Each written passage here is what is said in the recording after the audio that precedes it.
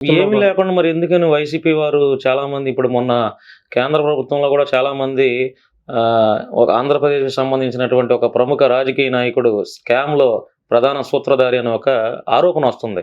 ఈ రోజు కాకుండా రేపైనా ఈవీఎం స్కామ్ గురించి బయటపడిద్ది బాబు గారు. అప్పుడు ప్రజలందరూ మిమ్మల్ని దుమ్మెత్తి పోస్తారేమో. అలాంటిదేమీ లేదు. హ్మ్. అది కేవలం హ్మ్. ప్రతిపక్షాల ఆరోపణ తప్ప హ్మ్. మరొకటి కాదని చెప్పేసి తెలియజేస్తున్నా. హ్మ్.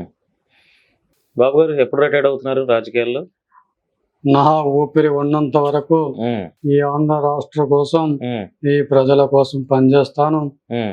నా ఊపిరి కాదు, హ్మ్. నా సర్వం ఆంధ్ర రాష్ట్రం. హ్మ్. జై జన్మభూమి, హ్మ్. జై అమరావతి, హ్మ్. జై పోలవరం. హ్మ్. బాబు గారు అంతా అమరావతి అనే పేరు వెనక కమ్మవారు ఉన్నారు గాబట్టి, కమరావతి అంటే బాగోదని జెప్పి అమరావతి అని పెట్టారు. అంటే మీ వాళ్ళకి న్యాయం జేసే దిశగా కృష్ణా, గుంటూరు జిల్లాలో ఎక్కువగా కమ్మవాళ్ళు ఉన్నారు గాబట్టి రాజధానిని ఇక్కడ గట్టారు. అంతేనా బాబు గారు? మీరు చూడండి, హ్మ్. అక్కడ ఎక్కువ ఎస్సీ ఎస్టీలు ఉన్నారు, హ్మ్. బడుగు బలహీన వర్గాలు ఉన్నారు తప్ప హ్మ్. మీరు అనుకున్నట్టుగా అలాంటిది ఏమీ లేదు. హ్మ్. ఇది ప్రజల ప్రభుత్వం, హ్మ్. ప్రజా రాజధాని హ్మ్. అమరావతి. హ్మ్.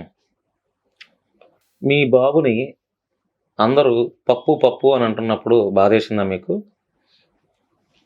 లోకేష్ చాలా విజ్ఞానవంతుడు, హ్మ్. చాలా ధైర్యశాలి, హ్మ్. చాలా పనివంతుడని చెప్పేసి హ్మ్. యువకాలం ద్వారా నిరూపించుకున్నారు. హ్మ్. దానికి మీరందరూ చూశారు. హ్మ్. నేను వేరే చెప్పనవసరం లేదు. హ్మ్.